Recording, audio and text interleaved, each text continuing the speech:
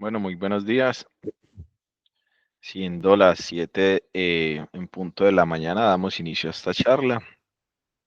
El día de hoy entonces vamos a continuar con esta charla acerca de las guías europeas del 2024 del tratamiento de la enfermedad arterial periférica y la enfermedad aórtica. Mi nombre es Carlos Esteban Giraldo, yo soy fellow de medicina vascular.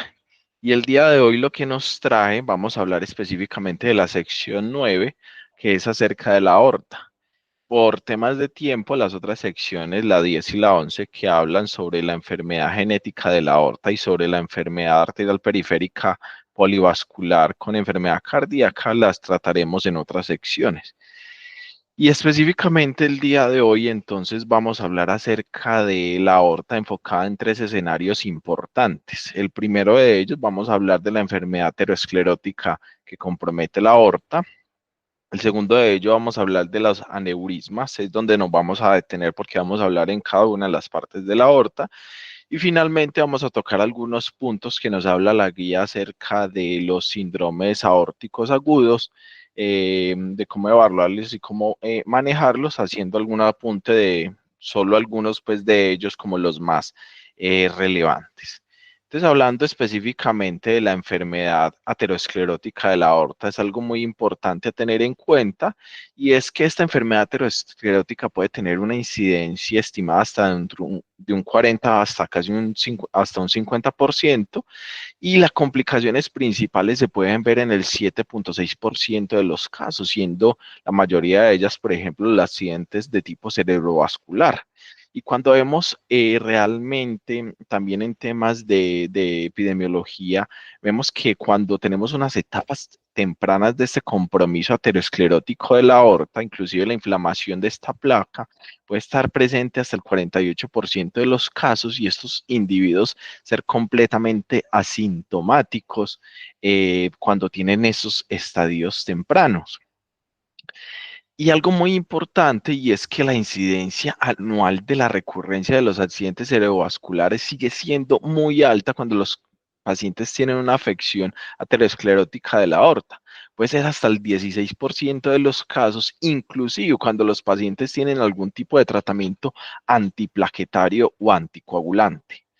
Y hay algo muy importante que tenemos que tener en cuenta, y es esta clasificación que nos habla acerca de la gravedad o del engrosamiento de este ateroma que pueden tener los pacientes a nivel de la aorta. Y es que nos plantean una clasificación basados en 5 grados, siendo normal aquellos que tienen un engrosamiento intimal menor a 2 milímetros, pero a partir de ese engrosamiento intimal de 2 a 3 milímetros, eso ya comienza a ser de tipo ya patológico, y se va haciendo moderado cuando es de 3 a 4, grave cuando ya hay un ateroma mayor de 4 milímetros, y 5 cuando ya es algo más complejo, y es que son esos engrosamientos intimales mayores a 2 milímetros, pero cuando ya hay un componente móvil o algún tipo de ulceración que nos hace, entonces nos habla de la gravedad y la posibilidad de, entonces de tener un mayor compromiso de complicaciones relacionadas pues, con esta placa aterosclerótica.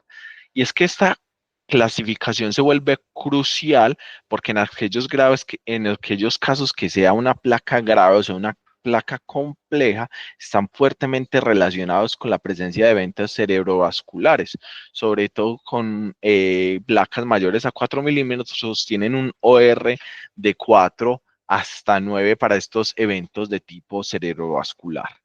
Entonces, ¿qué vamos a hacer con estos pacientes cuando se les identifica algún tipo de placa ateromatosa?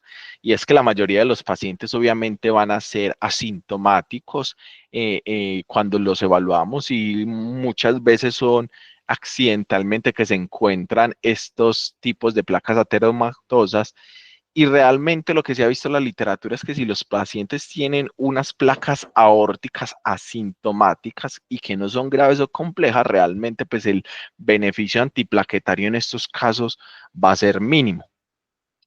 Otro escenario diferente serían los pacientes con que ya tengan unas placas graves o complejas. En este caso, los pacientes para tratamiento primario sí estarían indicadas, por ejemplo, las estatinas para evitar estos accidentes cerebro cardiovasculares, y se debe considerar también el uso sobre todo de antiplaquetarios en monoterapia, ya sea el clopidogrel o la aspirina, después de hacer una evaluación de riesgo-beneficio. Como vamos a ver más adelante, pues no hay como un beneficio claro en el uso de los antiplaquetarios en estos pacientes, a menos que tengan algún compromiso de otro compromiso cardiovascular.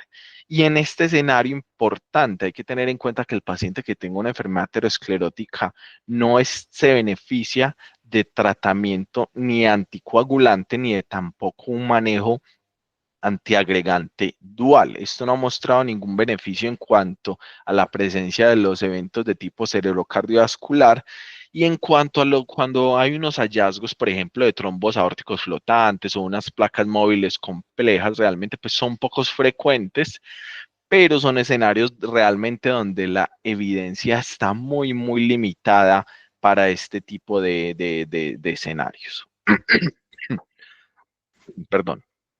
En cuanto a otro tipo de escenarios, por ejemplo, los pacientes que ya tienen un compromiso establecido, ya presentaron una enfermedad cerebrovascular, pues realmente lo que debemos hacer en estos casos es prevenir unos nuevos eventos y prevenir la recurrencia.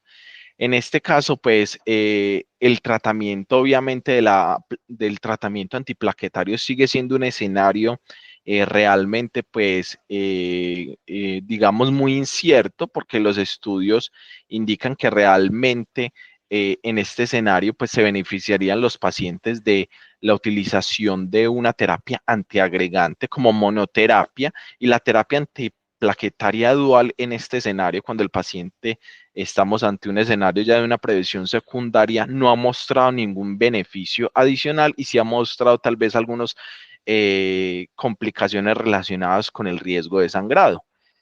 Lo otro es la duración no está clara, y se debe lograr entonces un riesgo-beneficio temprano y establecer cuándo es el mejor momento para iniciar este tratamiento antiagregante en monoterapia. Lo que sí está claro es que en estos escenarios debemos tener los pacientes eh, con unas metas de LDL por debajo de 55, porque son pacientes ya que tienen un compromiso cardiovascular establecido, y en ese orden de ideas eso lo convierte en un muy alto riesgo cardiovascular, y por eso ese es el objetivo principal en estos casos. Entonces, esto es lo que les compartía con respecto a la enfermedad aterosclerótica. Realmente son unos datos puntuales que nos da la guía acerca de esto. Y ya pasando con respecto entonces al tema del aneurisma aórtico, hay que tener unos elementos iniciales importantes, y es que los diámetros, obviamente que se consideran normales, tienen unas variaciones importantes. Las variaciones es uno, el sitio anatómico exacto donde está, donde que estamos evaluando. Entonces, partiendo obviamente desde el seno de Valsalva hasta acá, hasta la aorta abdominal. Y lo otro es el sexo del paciente, porque tiene que varía mucho esos diámetros importantes en cada uno de estos segmentos anatómicos. Si el paciente que estoy evaluando es hombre o mujer, entonces estos son los valores importantes a tener en cuenta para establecer qué es lo normal en cada uno de estos segmentos, y cada uno de estos segmentos constituye, digamos, un potencial sitio donde se pueden formar realmente estas aneurismas.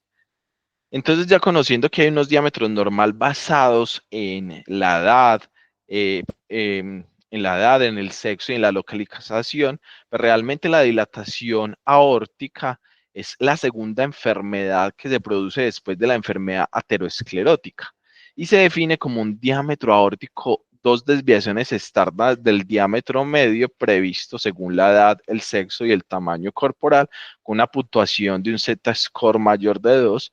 Esta clasificación o este valor pues se puede establecer bajo ciertos parámetros, ciertas calculadoras, aunque algunos se extrapolan de pacientes con enfermedades como el síndrome de Marfan, pero esta es alguna de las definiciones que se dicen acerca de la dilatación aórtica. Y en la práctica clínica, ¿qué se considera entonces una dilatación, por ejemplo, de la raíz aórtica en los adultos? Tener un diámetro mayor de 40 milímetros para hombres o para mujeres mayores de 36, recordando esos valores normales previos que les di, es lo que nosotros consideramos. Y como tal, el aneurisma arterial se define como un diámetro que sea más de 1.5 veces, o sea, más del 50% mayor del previsto de ese diámetro normal que tienen los pacientes entonces de su aorta.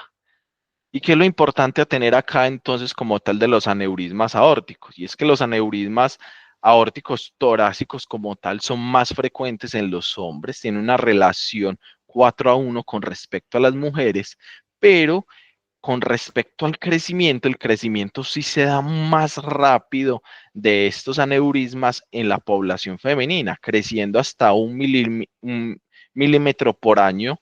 eh, Estos aneurismas, mientras que en los hombres hasta 0.58 milímetros por año. Y esto es algo importante a tener en cuenta con respecto entonces al riesgo de esos eventos adversos relacionados con los aneurismas aórticos, como el posible riesgo de ruptura. Y algo muy importante que debemos evaluar y es que existen dos tipos de aneurismas. Los aneurismas saculares que están relacionados con diferentes etiologías, ya sean infecciones, las úlceras aterosclerosas penetrantes, el traumatismo, las enfermedades inflamatorias, mientras que los aneurismas fusiformes son aquellos que están relacionados con una degeneración, una afección degenerativa o enfermedades del tejido conectivo. Entonces es algo importante porque según la etiología o según el tipo de aneurisma, hay diferentes entonces afecciones de esta anatomía de la aorta. Y es que cuando vamos a evaluar entonces estos aneurismas aórticos hay que tener en cuenta, uno, la localización donde se produzcan, porque esto nos va a hablar mucho también de la etiología de estos aneurismas aórticos. Y es que con respecto a los aneurismas de la aorta torácica, tenemos que la etiología va a variar si el compromiso se hace en la raíz o en la aorta ascendente, teniendo en cuenta diferentes condiciones clínicas. Cuando tenemos entonces este compromiso de la raíz o la aorta ascendente, pues tenemos que condiciones clínicas como enfermedades hereditarias que afectan la aorta pueden ser la causa de estos aneurismas en esta zona, asimismo como la válvula aórtica bicúspide, pueden haber la presencia de aneurismas torácicos esporádicos, y la aterosclerosis es algo que se debe tener también en cuenta en esta zona anatómica. Adicionalmente, ya cuando hay un componente de la aorta descendente, pues la aterosclerosis juega un papel importante. Puede haber aortitis, ya sea, perdón, de una etiología infecciosa, no, los traumas y la coartación de aorta. Y algo muy importante, y es que también los aneurismas, así como las placas ateroscleróticas, pueden ser unos hallazgos incidentales cuando hacemos imágenes por otra razón o circunstancia. Y entonces, o estamos haciendo pues una búsqueda por alguna otra patología, y lo que nos plantea la guía es que los pacientes, pues el tamizaje en esta sección, en este compromiso, pues se pueden hacer con ecocardios transesofágicos. E idealmente el diagnóstico se puede hacer con esto, pero se debe sumar otra imagen adicional para confirmar entonces que nuestro paciente tiene un aneurisma. Entonces, si encontramos una dilatación de la raíz aórtica importante a través de un ecocardio transesofágico, pues esto se debe complementar o confirmar más adelante con una tomografía cardiovascular o una resonancia cardiovascular. Asimismo, los aneurismas abdominales pues tienen una etiología diferente. En este caso hay una degeneración media, puede haber inflamación, pueden haber desórdenes genéticos, las infecciones y la aterosclerosis juegan un papel importante. Aquí la evaluación también dependiendo obviamente de varias condiciones, uno recordando que la ecografía es operador dependiente, y también obviamente si se cuentan con las ventanas para realizar esta imagen, pues el tamizaje puede ser con una ecografía, pero también se nos plantea que el seguimiento o el diagnóstico realmente se tiene que hacer, se puede hacer entonces con una resonancia, con una ecografía con contraste o con una tomografía. Entonces, cuando hablamos específicamente del aneurisma de la aorta torácica, hay que tener en cuenta pues varias condiciones. Uno, que estos se producen alrededor de unos 5 a 10 por 100.000 personas año. El componente principal anatómico en estos casos es la raíz y la aorta ascendente, alrededor de un 60% de los casos, el callado entre un 10% y la aorta descendente en un 30%. Y aquí algo muy importante y es que la hipertensión principal es el factor de riesgo en estos casos. Sin embargo, puede haber unos elementos genéticos que juegan un papel importante hasta en un 20% de los casos. Cuando nos vamos específicamente entonces a la raíz aórtica, estas dilataciones podemos encontrar que puede ser idiopático, puede estar asociado a enfermedades hereditarias de la aorta o puede presentarse en un 20 o 30% de los casos en pacientes que tengan una válvula aórtica bicúspide. Y algo muy importante es que en estos pacientes, este compromiso aneurismático de la raíz aórtica se presenta más en población joven, entre unos 30 y unos 50 años, y también que tengan una insuficiencia aórtica y una proporción muy igual entre hombres y mujeres. Ya cuando hablamos de ya los aneurismas supracoronarios, mucho más pues, adelante que los anteriores, este sí está más relacionado sobre todo con los pacientes que tengan una hipertensión arterial no controlada y componentes ateroscleróticos y se presenta en una población mucho mayor, desde los 59 hasta los 60 años, afectando principalmente a los hombres. En este caso, las afecciones como por ejemplo las arteritis son muy raras en este caso, aunque sí se ha reportado que puede haber compromiso por arteritis de Takayasu o de células gigantes en esta parte anatómica. Y ya el compromiso, perdón, y ya el compromiso de la raíz aórtica, del arco aórtico, perdón, eh, digamos que estos suelen acompañarse sobre todo de compromisos tanto de la aorta ascendente como de la aorta descendente. Tiene unos elementos de tipo quirúrgico muy complejos, obviamente, debido a los posibles riesgos por estar este compromiso del arco aórtico de presentar desenlaces neurológicos adversos. Y estos tipos de aneurismas están más en relación entonces con compromisos ateroscleróticos y una degeneración quística de la media. Eh, Existen también otras etiologías importantes a tener en cuenta en esta área, son por ejemplo las lesiones que se producen por aceleración y desaceleración, o los compromisos también pueden existir aquí por coartación, pueden extenderse hasta el arco aórtico. Y yéndonos un poquito más abajo, entonces existe también los compromisos, nos hacen una división de los compromisos de la aorta toracoabdominal, de la aorta sobre todo descendente y toracoabdominal. Esa es la clasificación modificada que nos plantean entonces acerca de este compromiso y varía entonces la clasificación si hay un compromiso proximal de la aorta descendente.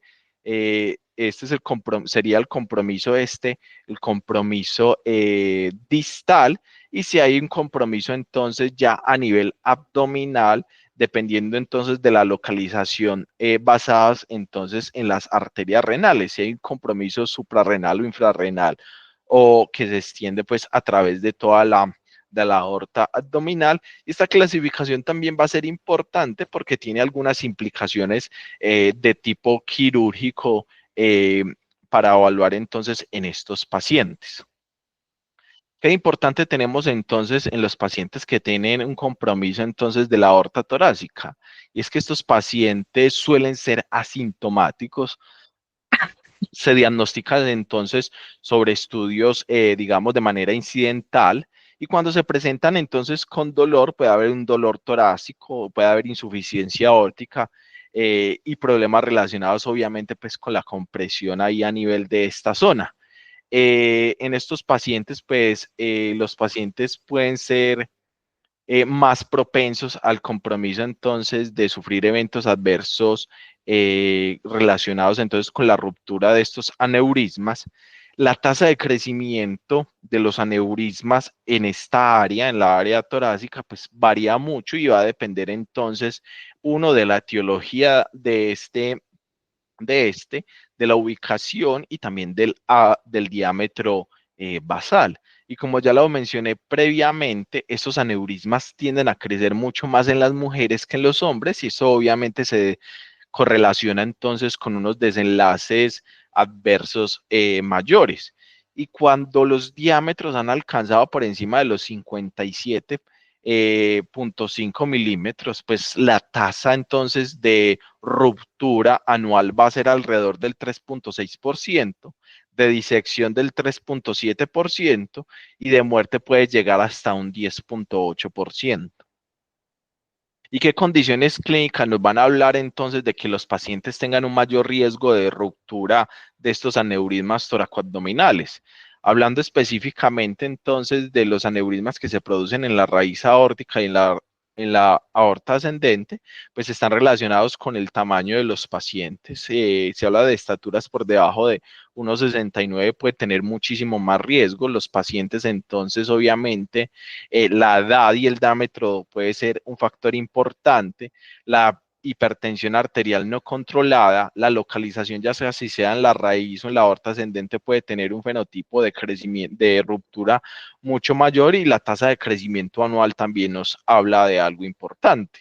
En cuanto a la aorta descendente, pues tiene algo muy importante y es que aquellos que se correlacionan entonces con aneurismas saculares, que sean asociados sobre todo, como lo vimos, a úlceras ateroscleróticas, estos pacientes tienen mucho más riesgo de que se presente ruptura. Los pacientes con hipertensión no controlada y los pacientes con EPOC tienen más riesgo de una ruptura cuando se presentan ese compromiso de la aorta descendente.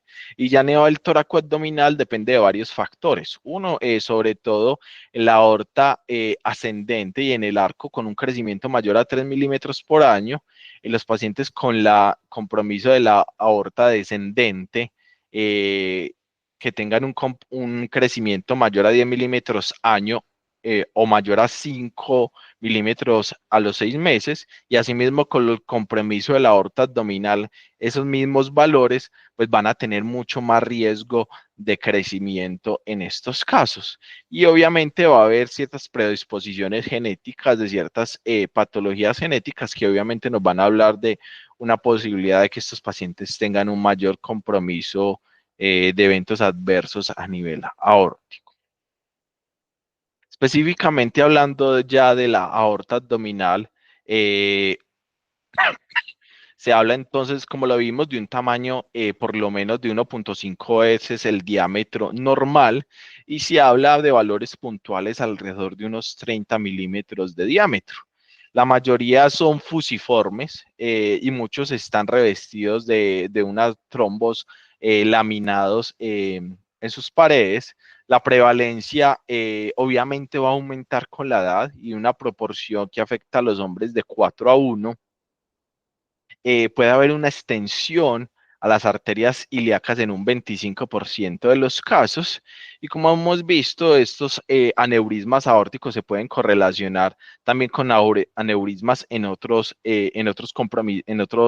arterias, como por ejemplo en un 20% de los casos puede encontrarse aneurismas a nivel femoral hipopliteo, y esta asociación se ha visto solo para las aneurismas de tipo abdominales y no se ha encontrado así para los aneurismas de tipo torácico.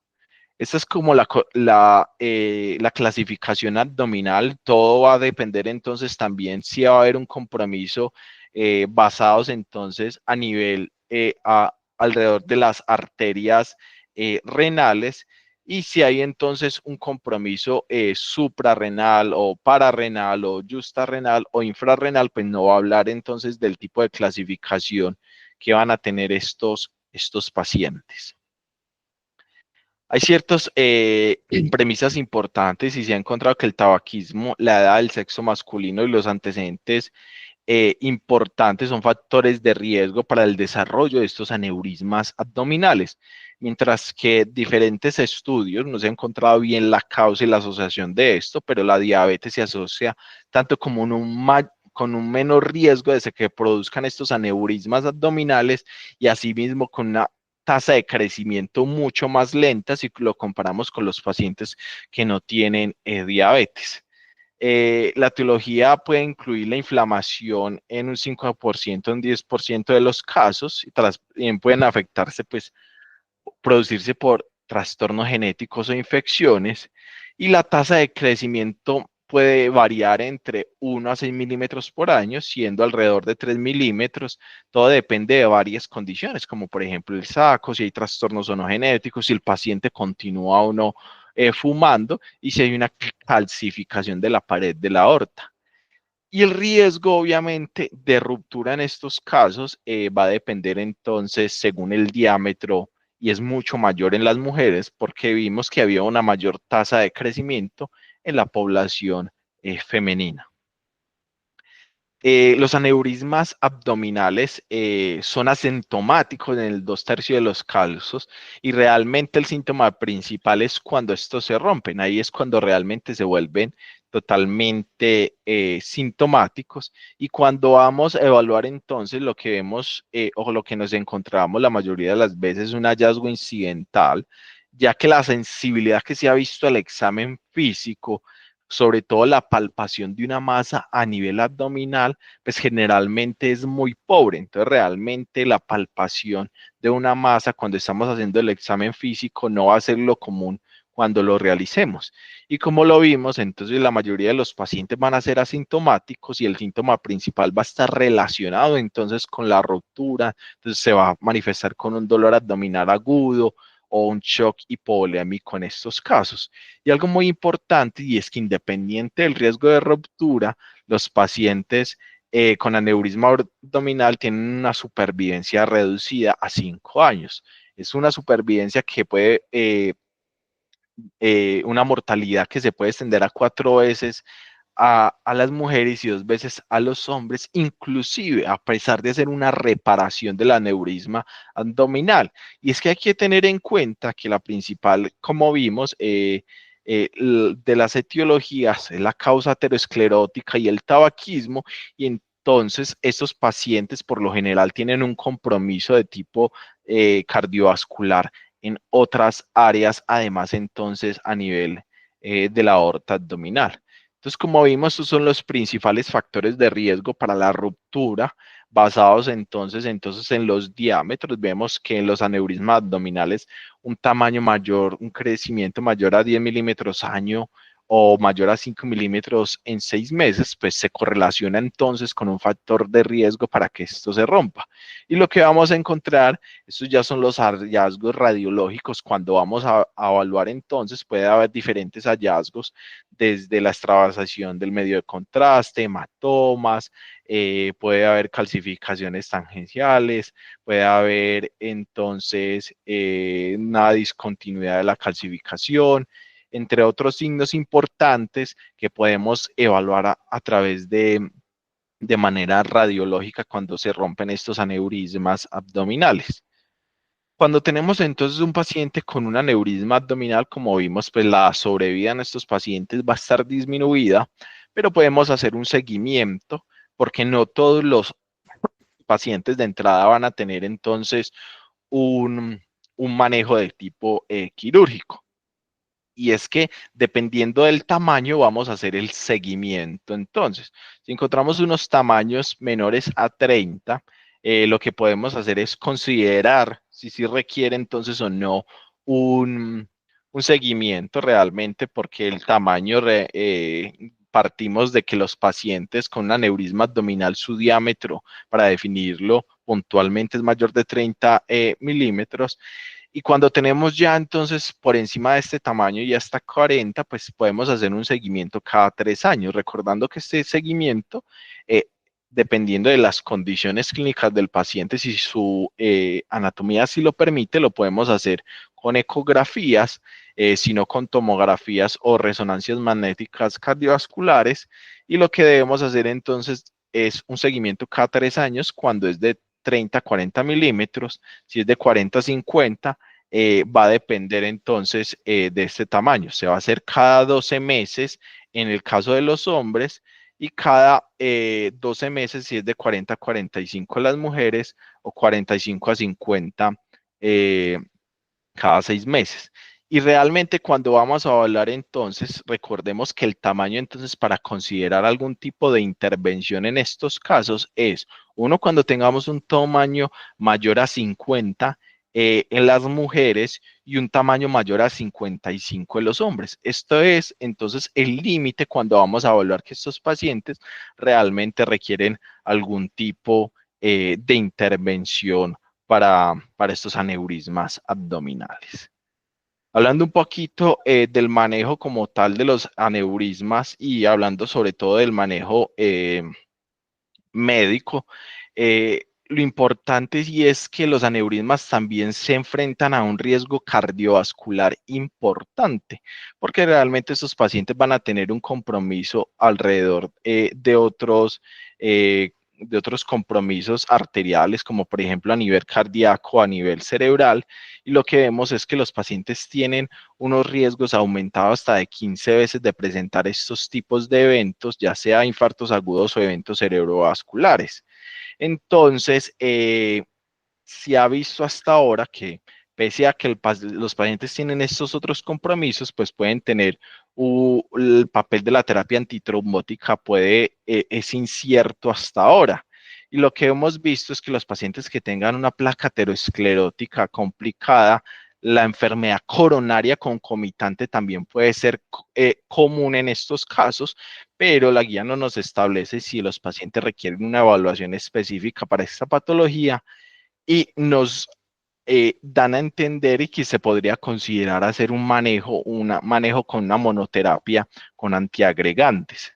Eh, los estudios que se han hecho con respecto entonces en estos pacientes acerca del tratamiento con diferentes medicamentos para evaluar el crecimiento, pues realmente han partido de algunos estudios observacionales, otros de estudios que ahora vamos a examinar algunos de ellos, donde vemos que son muy contradictorios con respecto a los medicamentos que se utilizan para evaluar el crecimiento de los aneurismas. Y se ha considerado que, por ejemplo, la terapia con aspirina a los pacientes que tengan, por ejemplo, un aneurisma abdominal, digamos que no se ha visto que tengan un mayor riesgo de ruptura, pero cuando se rompen los aneurismas, obviamente esto puede empeorar la mortalidad en estos pacientes. Perdón. Algunos de los estudios que han evaluado, esto es un metaanálisis que quiso evaluar entonces la afección, el crecimiento del aneurisma y el riesgo de ruptura, fue un metaanálisis que evaluó entonces alrededor de 15.475 pacientes, evaluaron 18 estudios, querían evaluar entonces este riesgo de crecimiento y el riesgo de ruptura, y realmente vemos que aquí evaluaron diferentes medicamentos para evaluar pues estas dos condiciones, y lo que vemos es que ni los ARA2, ni los beta bloqueadores, ni los canales de calcio, ni inclusive los antiplaquetarios o las estatinas realmente tuvieron un impacto significativo tanto en el crecimiento del aneurisma como en el riesgo de ruptura. Entonces, ¿qué se ha establecido como objetivo? El objetivo es mantener la presión arterial por debajo de 140/90, con un objetivo ideal, si se tolera, de 120/80.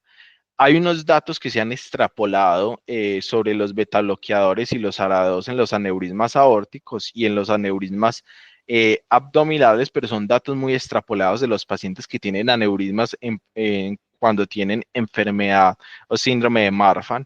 Entonces, por ahora, pues en otras poblaciones no está muy establecida esta evidencia.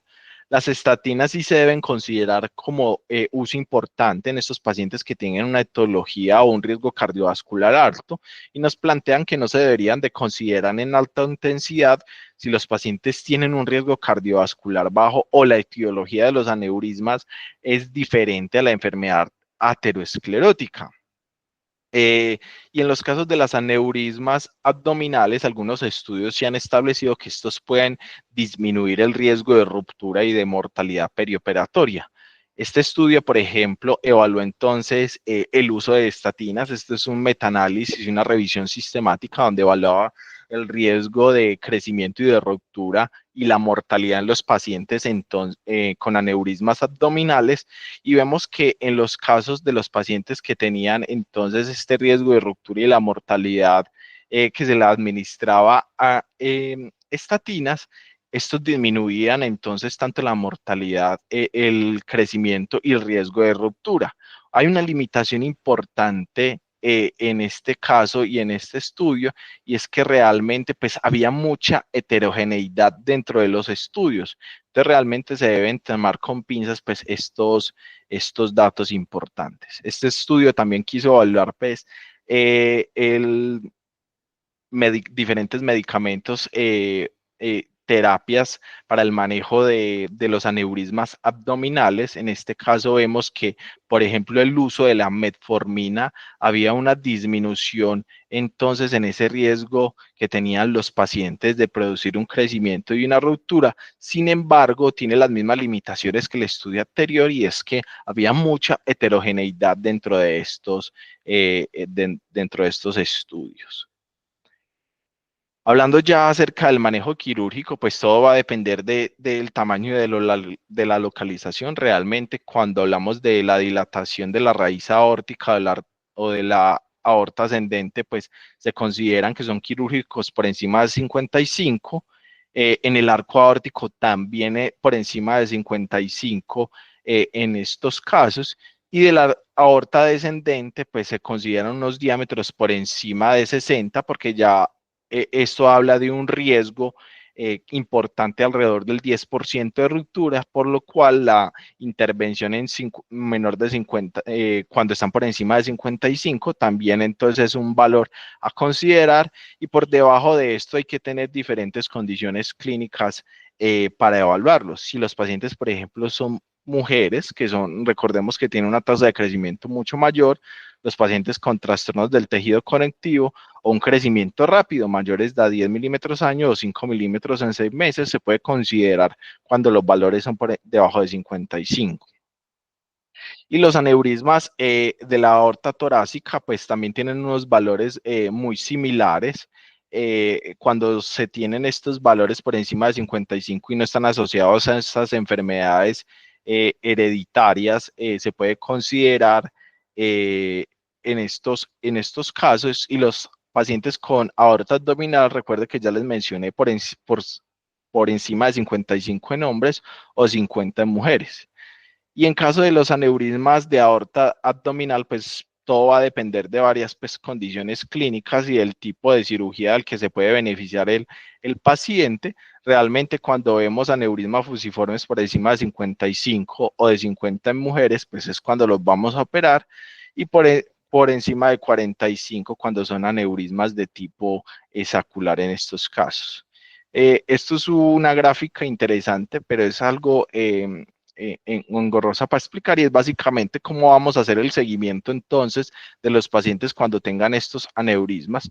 Importante los valores que mencionamos de 55, que son los valores entonces por los cuales vamos a operar estos pacientes en estos casos, y obviamente el seguimiento, como vemos acá, se pueden hacer con ecocardiografías transesofágicas, y dependiendo de los hallazgos o de la tasa de crecimiento o del compromiso de alguno de los sitios anatómicos, pues va a depender el tiempo de seguimiento y va a depender entonces si vamos a operar o no al paciente. Y en aras del tiempo rápidamente, entonces vamos a hablar de algunos de los síndromes aórticos agudos. El principal de ellos pues, es la disección de aorta, que se caracteriza por esa presencia del colgajo íntimo que separa la luz verdadera de una luz falsa. Pues, este representa hasta el 80 al 90% de todos de esos síndromes torácicos agudos, y se puede presentar en 2.6 a 3.5 casos por 100.000 personas año. Se presenta mayor en los varones y en la séptima década de la vida.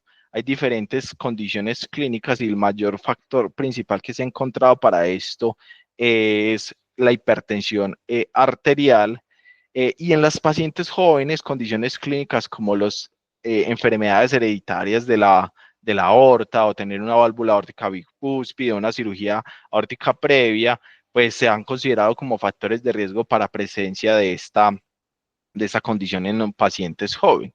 Esta es la clasificación básica que hemos conocido alrededor de los años, la de Stanford y la de Bakey, que básicamente pues la de Stanford nos habla de si hay un compromiso proximal o del ascendente, que puede no ir hasta el compromiso del arto aórtico, y esta se correlaciona con la de Bakey 1 y 2, y la Stanford B, que afecta comúnmente, es la aorta descendente, y esa es básicamente el compromiso 3 de GVK. Y esta es la presentación de cada uno, pues, de la frecuencia, siendo un mayor compromiso entonces los de tipo Stanford A. También hay una clasificación basada en el tiempo de la presentación de todo esto, dependiendo si es aguda o subaguda, y crónica. Crónica se compromete más allá de los 90 días.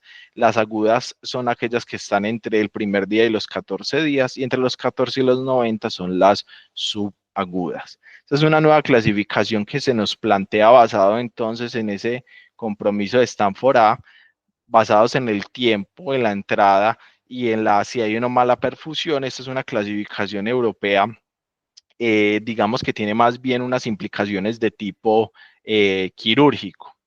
Eh, Se nos plantea entonces un algoritmo importante, y es cómo evaluar a estos pacientes con factores de riesgo para la presencia o no de estas disecciones aórticas, y podemos ver que este es un score de detección de disección aórtica que nos puede dar si los pacientes tienen una condición de alto riesgo, unos síntomas de alto riesgo y unas características al examen físico, basado entonces si los pacientes tienen algunas alteraciones familiares, el examen físico que tiene el paciente, perdón, las características del dolor que tiene el paciente y los síntomas que vamos a encontrar.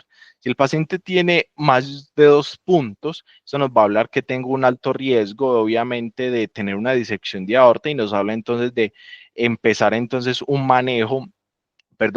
diagnóstico entonces con una tomografía de cuello, pelvis y tórax, y podemos solicitar otros elementos. Y si tiene un riesgo menos de 2, pues lo primero que debemos excluir entonces es un paciente que tenga un síndrome coronario agudo, y nos planteas entonces diferentes herramientas que nos van a ayudar entonces a hacer este diagnóstico. El manejo rápido va a ser entonces 3 pilares fundamentales: el control de la frecuencia cardíaca, el control del dolor y el control de la presión arterial, teniendo entonces como meta tener una frecuencia menos de 60, una presión arterial sistólica menos de 20 y un control del dolor en estos pacientes. Dependiendo de cómo se presente el paciente, vamos a tener entonces, si el paciente tiene un shock hipovolémico, la mortalidad es muy alta, hasta el 56%. Si además de la disección de la aorta hay compromiso entonces de otras ramas comprometidas, pues la mortalidad baja hasta el 28,6%. Los hematomas periaórticos tienen una mortalidad del 10,5%, y si no hay ninguna de estas condiciones, pues la mortalidad bajará hasta el 4,4%. Entonces, el algoritmo entonces de cómo vamos a manejar a los pacientes, de entrada los tipo A pues son quirúrgicos, y los tipo B pues tienen varias premisas, dependiendo entonces de varias condiciones clínicas con las que se presenten los pacientes, y del abordaje pues que se va a hacer por parte del cirujano. Existen otros síndromes torácicos agudos importantes que describe la guía, como es el hematoma intramural, que es una hemorragia de la vasa vasorum dentro de la media aórtica. La mayoría de los casos afecta la aorta torácica descendente y puede comprometer otras importantes. Lo importante de eso es que puede evolucionar entonces hasta neurismas eh, fusiformes, aculares, y puede haber una regresión de este hematoma hasta alrededor de un 34%. Los manejos y las intervenciones quirúrgicas y el manejo de estos hematomas intramurales pues va a ser muy similar a los pacientes que se presenten con una disección de aorta. basados en todas estas condiciones importantes. El manejo quirúrgico en estos casos, pues basado en una clasificación, si son tipo A o tipo B. Los tipo A afectan la aorta ascendente y los tipo B afectan sobre todo la aorta descendente, sobre todo distal, pues a la subclavia. Y el manejo principal en estos casos, pues los tipo A requieren un manejo realmente con mayor urgencia, y los tipo B, pues si tienen alguna de estas condiciones como de alto riesgo, van a ser pues de manejo quirúrgico. Y finalmente, pues como para terminar un poquito de las úlceras ateroscleróticas penetrantes, que representan alrededor de un 2 a un 7% de todos estos síndromes torácicos agudos, y se localizan por una ulceración en una placa aórtica a través de la lámina elástica interna de la media, que se pueden correlacionar tanto con aterosclerosis difusa o con esos mismos hematomas intramurales. Se pueden encontrar múltiples, eh, y lo que vemos es que se produce sobre todo en la arteria, en la aorta torácica descendente, en el arco torácico, y a nivel abdominal es muy poco frecuente encontrarlos. La mayoría de los pacientes, cuando vamos a encontrar que tienen esas úlceras penetradas, pues son pacientes fumadores mayores de 65 años o que tienen múltiples condiciones clínicas. Tienen una clasificación muy similar según el compromiso a la de los hematomas intramurales. Y básicamente lo que nos dicen es que el manejo quirúrgico de entrada pues va a depender entonces de las condiciones clínicas con las que se presente el paciente. Siendo los tipo A, se recomienda un manejo quirúrgico. En algunos